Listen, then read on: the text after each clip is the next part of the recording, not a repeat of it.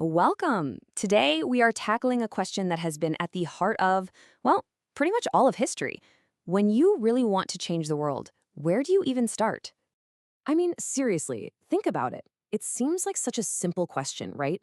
But the answer is anything but. When you look around and see something that's broken, injustice, corruption, inequality, what's the actual first step to making it better? And this, right here, this is the fundamental split we're going to be diving into. It really boils down to two big camps. In one corner, you have the power of ideas, the belief that you can change the world by changing people's minds. And in the other corner, you have the power of action, the idea that nothing really changes until you rip out the old wiring and rebuild the whole system from the ground up. Okay, so let's start with the classic answer, the one that's been the bedrock of political philosophy for literally thousands of years. The whole point here is to wake up. Philosophy is basically asking us to just stop for a second, take a breath, and actually question all the stuff we just assume is normal. It wants us to ask, hey, these systems we live in, these rules we all follow, are they actually any good? Are they worth defending? So here's how philosophy stakes its claim. You have two ways of looking at the world. On the left, you've got empirical inquiry. This is science, history. Their job is to describe the world as is, to map reality. They answer the question, what is? But philosophy plays a totally different game. It's all about normative inquiry. It's not just describing things, it's asking, what should be? It's a personal question. How should we act?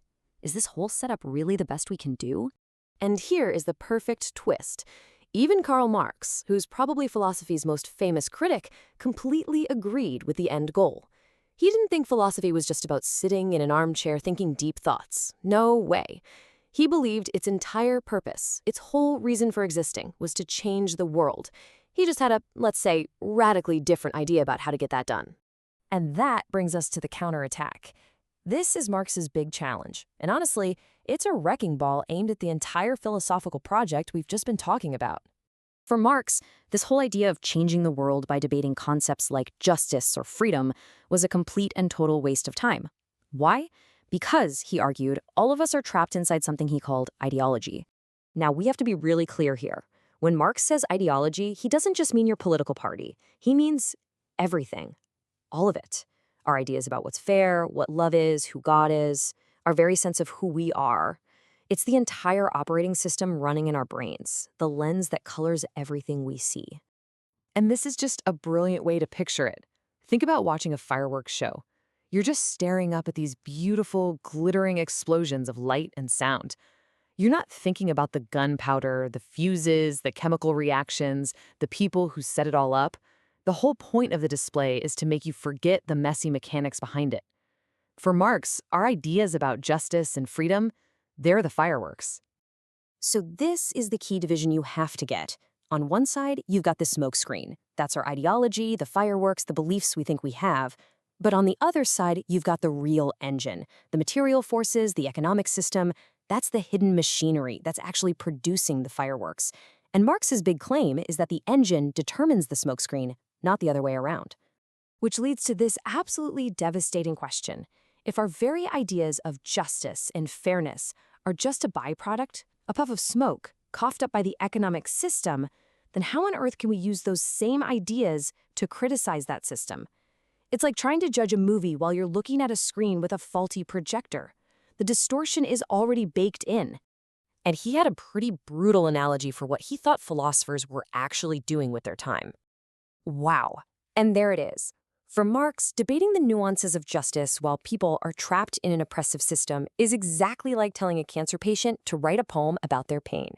Sure, the poem might be beautiful. It might perfectly capture the feeling of suffering, but it does absolutely nothing to diagnose the tumor or, actually cure the disease. So, if you're looking at the world from Marx's point of view, the path forward is crystal clear. Stop theorizing. Stop writing poems about the pain. If you want to cure the disease, you have to operate on the physical, material body of society itself. Okay, that is a powerful, powerful critique. It's hard to argue with. But is that really the end of the story? Is philosophy truly that helpless? Let's see if we can find a middle path. Let's just push back on this for a second. Is it really true that our debates and our arguments have zero effect on the real world? Is history just a story of economic forces and nothing else? History seems to tell a different story. Think about the fight for women's suffrage. The arguments for it weren't just fireworks. The fact that opponents couldn't come up with a single good reason to exclude half the population from voting became a real, actual force for change. Same thing with gay marriage. Once the arguments against it were brought into the open and shown to be weak, public support just collapsed. So you see, ideas aren't just symptoms of the system. They can be weapons to attack it. Now, to be fair, Marx had a really good point about a certain kind of criticism he called moralizing. And that's basically when you have a simple moral checklist. Stealing is bad, lying is bad, and you just try to apply it to a super complex system. It's not that you're wrong, it's just not a very useful way to figure out why the system is producing all this bad stuff in the first place. But that's a total straw man of what good philosophy actually does. Deep critical thinking isn't about blaming and finger-pointing. It's about being a good mechanic. It asks bigger questions, like, does this system even make sense on its own terms? Is it solving the problems it's supposed to solve? Is it actually helping people live better lives? Those are questions about function, not just blame. So let's go back to that medical analogy, because it actually points us toward that middle path. A good doctor is for sure a materialist. They look at blood tests, at x-rays, at hard physical data. But all of their work is guided by a philosophical idea of what health and well-being even are. You can't find the concept of a flourishing life in a test tube. To get to a cure, you absolutely need both. And that's really the big takeaway here. It's not an either-or. Marx was totally right that we can't just float around in the clouds debating abstract ideas. We have to be grounded in the hard, material reality of the world. But we also need that rigorous, critical thinking to figure out what's actually wrong with that reality and to even imagine what a healthier world could look like. You need a map of what is, and you need a compass for what should be. So we land back at our big question, but maybe with a new way of looking at it. Maybe it's a chicken and egg situation. The real goal isn't to pick one side over the other, but to figure out how changing minds and changing the system can feed into each other, creating a loop of positive change. What do you think comes first?